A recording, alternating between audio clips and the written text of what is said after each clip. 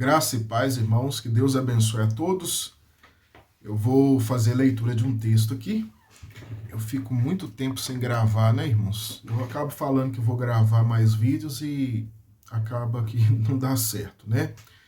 Mas eu tenho aqui um texto hoje para meditar com os irmãos sobre a viúva de Naim. É um texto muito simples.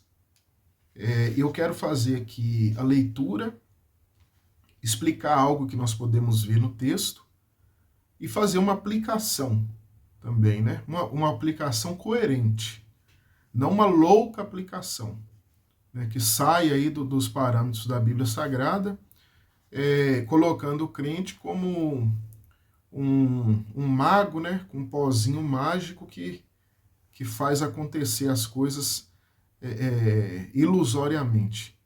Então, o que nós vamos observar? Eu vou fazer a leitura do texto para vocês.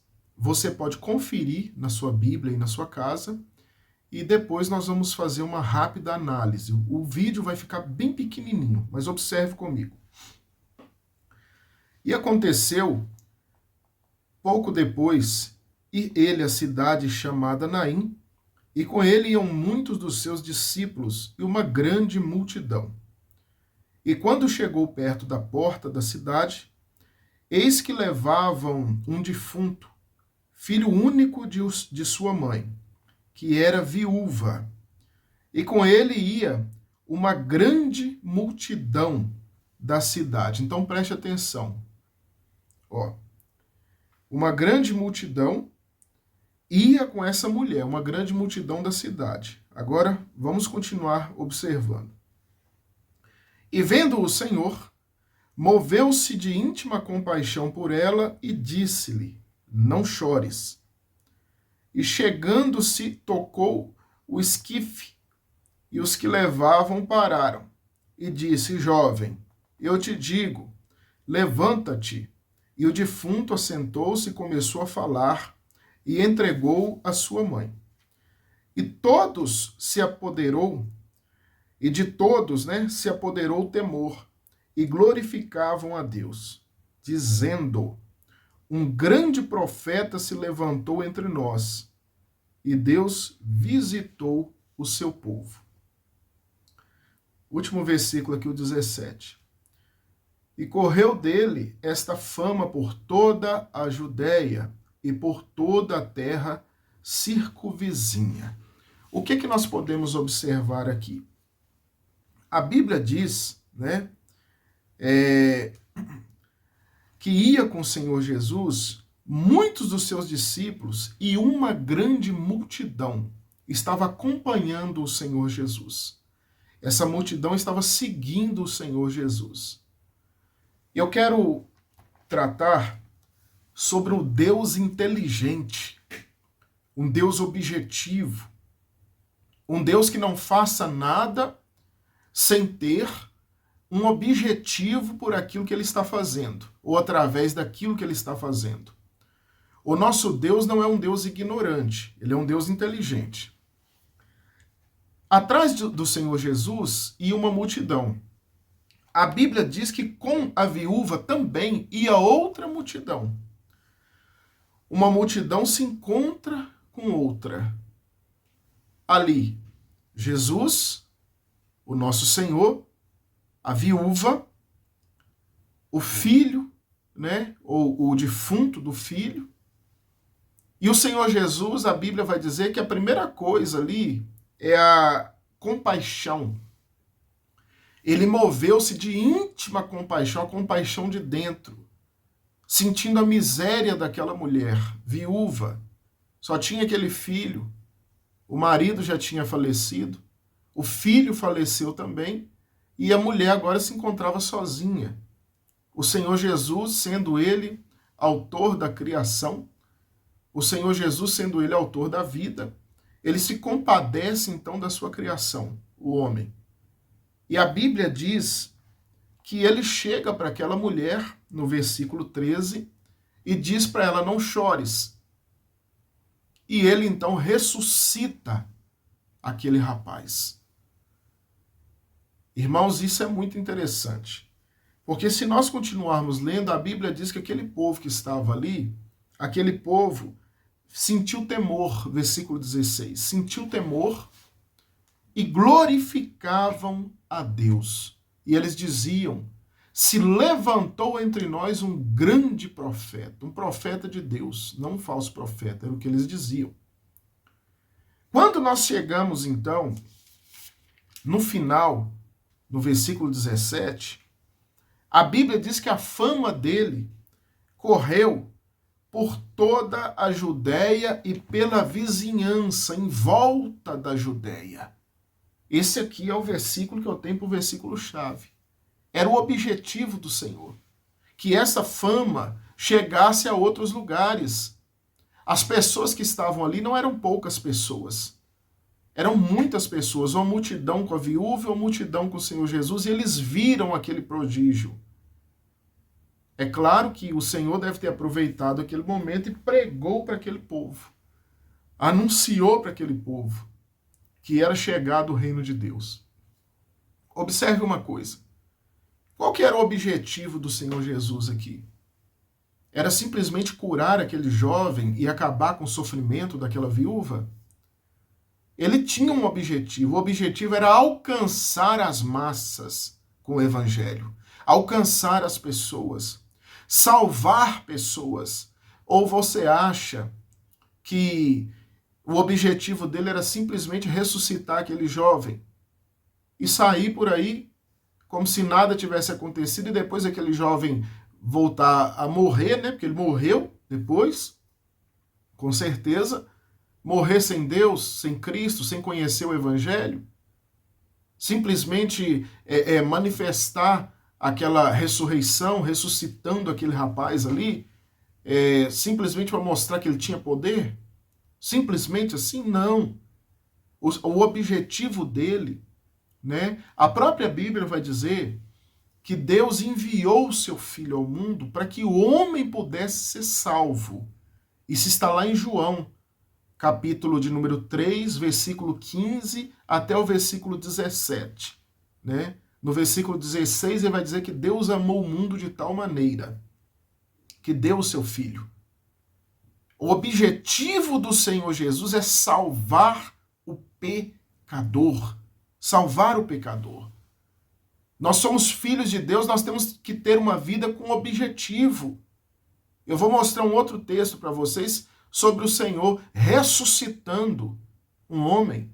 Se você abrir a sua Bíblia em João, capítulo de número 11, você vai ver o evangelista narrando ali um fato, narrando um acontecimento em que um amigo do Senhor Jesus fica doente, Lázaro. As suas irmãs mandam chamar o Senhor. O Senhor Jesus não foi quando elas chamaram. Ele foi depois. Depois. Já se passaram ali, já tinham 4 dias que aquele homem estava morto, né? Mas quando mandaram um mensageiro, ele ainda estava vivo. O Senhor Jesus tanto poderia curar, quanto poderia ressuscitar aquele homem. Por que ele não foi antes e curou? Ele iria ver Lázaro saudável do mesmo jeito, porque ressuscitando Lázaro, Lázaro continuaria saudável. Ele tinha um objetivo. O objetivo do Senhor era mostrar que Deus o enviou, alcançar aquelas pessoas que estavam ali. Será que quando ele chegasse lá, Lázaro doente, haveria naquela casa a mesma quantidade de pessoas que estavam quando ele chegou, que Lázaro estava morto? A Bíblia diz que estavam ali alguns judeus. Esses judeus viram o sinal. E a Bíblia vai dizer ainda, eu vou até ler aqui o versículo para você, ó. A Bíblia vai dizer que esses judeus, eles creram. Eu esqueci de deixar aberto aqui, né? Poderia ser mais fácil. Esses judeus, eles creram depois que o Senhor Jesus fez aquele milagre, ó. João capítulo 11, versículo 45 diz assim: muitos, pois, dentre os judeus que tinham vindo a Maria e que tinham visto o que Jesus fizeram, creram nele. Eles deram crédito a ele. Crer aqui significa que deram crédito ao Senhor Jesus. Deram crédito à sua mensagem. Deram crédito ao seu evangelho. Acreditaram naquilo que ele estava falando. Então pessoas foram salvas. Tudo que acontece, irmãos, tem que ter um objetivo. Tem que ter um objetivo. Agora eu quero fazer uma aplicação para a sua vida. Talvez você pode pensar que o sofrimento na sua vida não tem um objetivo. A dificuldade que você passa no dia a dia não tem um objetivo. Lembra de Asaf? Asaf, ele observa o ímpio e ele começa a dizer assim, né? O ímpio vive bem, eu sofro. O ímpio tem de tudo, né? Eu me falta às vezes as coisas. Eu estou fazendo aqui uma aplicação, né? Uma conjectura, mas a Bíblia vai dizer que Asaf fala assim: os meus pés quase escorregaram quando eu estava observando o ímpio, quando ele estava comparando a vida dele com o ímpio. Ímpios que às vezes são bem-sucedidos financeiramente, e nós olhamos a nossa vida, padecemos dificuldades, né? Às vezes uma conta ou outra atrasa, não por negligência de sair comprando demasiadamente, mas por alguma adversidade do dia a dia. Porém, nós padecemos dificuldades. Lembra de Jó? Jó que foi experimentado, Jó que foi provado, e depois Deus o abençoou muito mais do que antes. Se você olhar pelo ponto de vista de um objetivo, talvez o sofrimento possa ter o objetivo na sua vida de te aperfeiçoar, de te melhorar. A Bíblia diz, né, que aquele que começou a boa obra há de terminá-la até o dia de Cristo Jesus. O Senhor, ele começou a obra. O Espírito Santo está aperfeiçoando a igreja. As dificuldades, elas podem ter um objetivo de nos ensinar, nos aperfeiçoar, mostrar que nós não devemos mais ir por determinados caminhos que têm nos prejudicado. As adversidades que Deus permite que nós passemos por ela, as adversidades podem nos disciplinar, nos ensinar que nós não devemos mais tomar determinadas escolhas. Tudo isso vai nos trazer maturidade para que possamos também ajudar outras pessoas. Sofrimentos, às vezes no trabalho ou no meio da família, sendo cristãos, aonde familiares e companheiros de trabalho, colegas de serviço ímpios nos observam. Isso vai trazer glória para Deus. Deus é glorificado, porque as pessoas olham para uma pessoa que sofre e não é vingativo, uma pessoa que sofre e não busca, então, colocar pedra de tropeço no caminho daquele que lhe prejudicou, mas, por outro lado, respeita, por outro lado, vive uma vida simples, não uma vida vingativa. Tudo tem um objetivo. Todas as coisas têm um objetivo. Tudo tem um sentido na vida. Todas as coisas têm um sentido. Todas as coisas têm um sentido. Nós precisamos analisar. Por que você está passando por determinada situação? Será que não é uma escolha ruim que você tomou? Se você tomou uma escolha ruim e está sofrendo, você vai sofrer as consequências da sua escolha. Mas vai chegar um momento em que você poderá tomar outras decisões que vão te levar por um caminho melhor. As nossas decisões devem ser tomadas dentro da palavra de Deus, dentro das Escrituras. Sempre que você for tomar uma decisão, observe isso que eu vou te falar. Tome decisões, faça escolhas que vão levar glória a Deus, que vão glorificar o Senhor. Eu ouvi um pastor pregando, e ele disse que certa feita fizeram uma pergunta para Martinho Lutero. Perguntaram para ele, como que eu posso, né? Foi um sapateiro que perguntou, como que eu posso viver para a glória de Deus? Talvez muitos ali, ou até mesmo ele, pensavam assim, que Martinho Lutero iria dizer, venda todas as suas ferramentas e saia por aí pregando o evangelho. Mas Martinho Lutero não disse isso. Ele disse: faça o seu trabalho, faça sapatos com o maior capricho possível. Faça bons sapatos, sapatos de qualidade, e venda-os por um preço justo. Fazendo isso, estará vivendo para a glória de Deus. Viva uma vida justa. Deus é um Deus justo. A Bíblia diz que Deus, ele abomina a balança enganosa. Faça um bom serviço. Se você é pedreiro, tenha capricho na construção civil. Se você é pintor, se você é carpinteiro, marceneiro, tudo que você for fazer, faça com capricho. Se você é um advogado, advogue as causas sendo justo, advogue as causas com atenção, estude os processos. Se você é um juiz, julgue com justiça, observe, estude os processos, para que você não venha punir uma pessoa que não é culpado, para que você venha punir segundo a legislação, segundo a justiça. Se você é policial, trabalhe, não oprimindo as pessoas que não cometeram crimes, não abusando da sua autoridade. Se você é professor, ensine com alegria, ensine com empenho.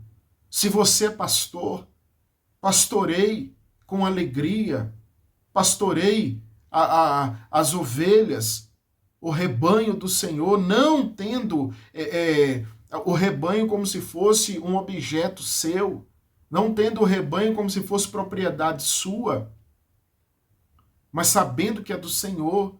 E o pastoreio só pode ser um pastoreio de qualidade, só pode ser um pastoreio, né, com cuidado, com zelo de Deus, se for feito observando as Escrituras, fazendo conforme está na Bíblia Sagrada. Somente assim nós poderemos pastorear o rebanho do Senhor do jeito que agrada a Deus, para que não possamos sofrer consequências nesta vida e na vida futura. Faça tudo com alegria. Você que é obreiro, você que é um irmão, uma irmã que exerce alguma função dentro da congregação, não faça, não tome trabalhos que você não foi qualificado por Deus, que você não foi chamado por Deus. Se você não tem chamada para exercer determinada função, não faça, porque você pode atrapalhar a obra de Deus ao invés de ajudar na obra de Deus. Existem pastores que não têm função, eles exercem a função, mas não têm chamada para o ministério. Presbíteros da mesma maneira, que não têm conhecimento, que não têm dedicação, que não têm aptidão para o ministério, mas estão ali. Então não faça. Exerça o ministério de pai, sendo um bom pai, sendo um pai cristão, sendo um pai bíblico. Exerça o ministério de esposa, sendo uma esposa bíblica, sendo uma mãe bíblica. Seja uma família de Deus, porque o objetivo de Deus tem que ser cumprido na nossa vida. Deus tem um objetivo na vida dos pais. Deus tem um objetivo na vida das mães. Deus tem um objetivo na nossa vida. E Deus, Ele sempre tem um objetivo e nós precisamos nos colocar à disposição do Senhor para que os objetivos venham ser alcançados da maneira mais fácil possível. O Senhor alcançou o objetivo, o Senhor Jesus. O objetivo foi alcançar as duas multidões, a multidão que estava com a viúva e a multidão que estava com ele. Que o evangelho alcançasse, que o evangelho fosse propagado. Então nós precisamos. Mas e se as pessoas não se converterem? Não cabe a nós tomarmos essa decisão. A nossa obrigação é alcançar o objetivo. Independente se nós sabemos se a pessoa vai se converter ou não. Nós precisamos alcançar o objetivo. Então, tenha força, tenha fé, né? Busque força em Deus para que você continue caminhando, enfrentando as adversidades de cabeça erguida e glorificando o nome do Senhor. Que Deus abençoe sua vida, que Deus abençoe a sua casa, a sua família, em nome de Jesus. E até a próxima.